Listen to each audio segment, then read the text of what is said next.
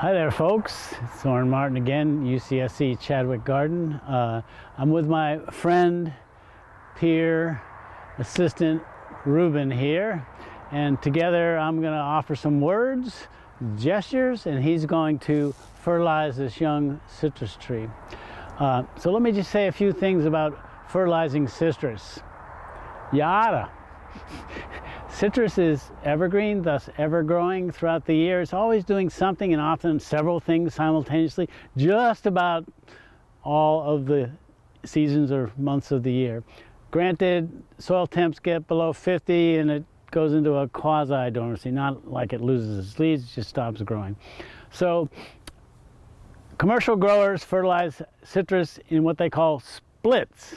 That is to say, a number of different applications spaced throughout the year. Basically about every 6 to 8 weeks. When do you start?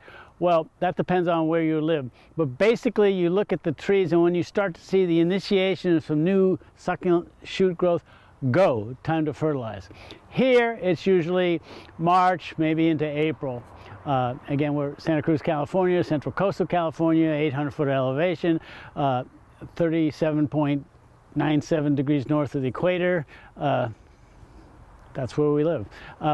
So we start up in March, fertilize, and then come in again May and June and fertilize, and then come in again sometime in August, maybe early September, and fertilize again. So citrus is ever growing and has considerable nutrient needs throughout the calendar year. I will say this about citrus, is that it's a pretty efficient feeder. That is, if you put the stuff equals water and nutrients there, they'll grab it. They take it up and utilize it. And citrus doesn't have a very deep root system. Yes, it has a very deep anchor tap root, but that's not a feeding root, that's a stabilizing root. And the surface roots are fibrous and a beautiful kind of burnt orange color, I might add. And they're largely in the top 12, 15 inches of the soil. So the axiom about where do you put fertilizer, at and slightly above the effective feeding root zone of the plant. So you put it on the surface, you scratch it in 2, 3, 4 inches, and you water, and it leaches down. Not all nutrients leach, but particularly nitrogen and potassium and calcium leach down into the root system. So that's the way you roll. What to fertilize with?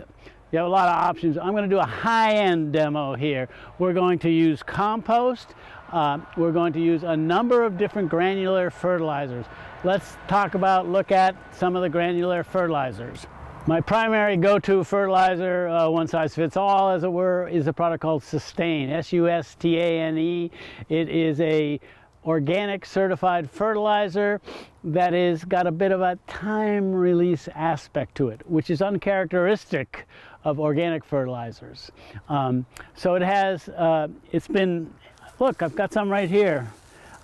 It's been not pelleted, but kibblized here. It's been coated with a little talc and wet clay and bound up together. And this is not done in a haphazard fashion. This is done in a manner that it facilitates 3 30-day release periods of the nutrients. So you got some now, you got a little bit more later, and then again, like that. Really good fertilizer. I use these fraternity house beer pong cups for a variety of reasons. They're cheap, easy to spot when you leave them out in the landscape, but kind of fragile, so they split, so you got to double them up and all that. Okay, so I'm gonna turn this over to Ruben, and we are going to apply, and we're going to apply this evenly around the entire drip line of the tree, not up against the trunk out a little bit, and then out beyond the drip line, the outer periphery of the leaves. Go.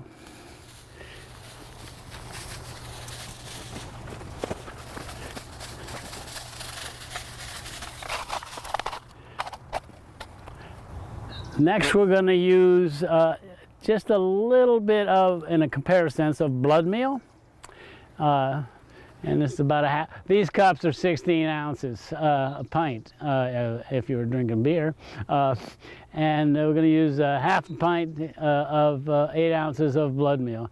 Blood meal is probably the most potent of all organic fertilizers. Okay, put it on. Again, evenly and through the whole area here where the roots are. In there. There you go. Okay, substance number 2. Substances number 3 and 4 are just a dab, a quarter cup of 4 ounces each of alfalfa meal and kelp.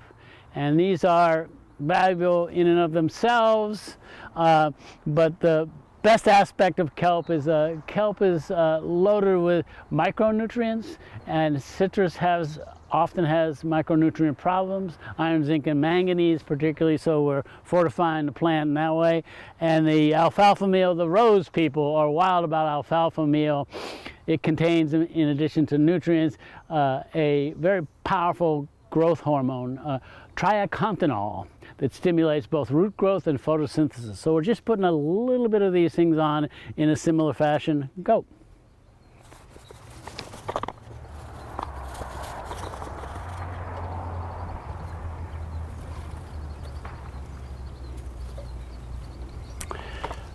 Okay, and then to cap it off, maybe the most precious substance on a planet, a spadeful or so of compost. This is compost we've made ourselves, and the good thing about compost is that it's slow acting. The bad thing about compost is that it's slow acting. So it fortifies over time. Compost is not particularly high in nitrogen, but it's basically carbon loading, and it contains a wide array of nutrients. Again, not strong on the nitrogen, but the nitrogen is covered by the 12% blood meal and the 8% sustain here. So we've got that. Then we just want to work it in slightly off the surface. You can use any tool you want, but just scratch it in a little deeper, 2 to 4 inches, something like that. So it's integrated with the top few inches of the soil.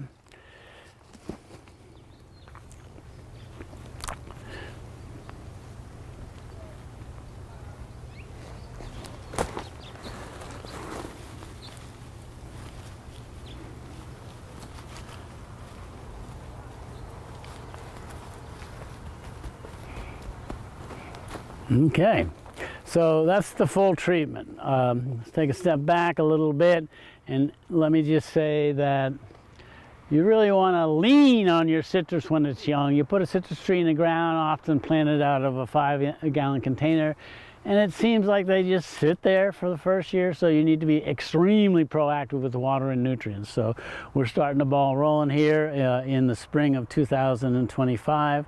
And again, off camera, we're going to come with a hose and just puddle up here. We're going to really wet this stuff up. You need to activate the nutrients that are in the fertilizer by applying water. Water dissolves the nutrients into the soil solution or the soil water, and the way that nutrients get up and into the plant is they basically hitchhike a ride dissolved in water. So water activates fertilizer. And let me just comment on this gawky, awkward looking little shrub here. This is an exquisite citrus. It's just planted a few months ago.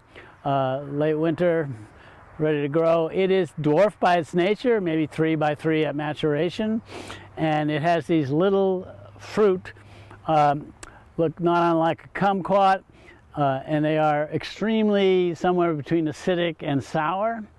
And this fruit, Quinoto, it's an Italian name, although it's not.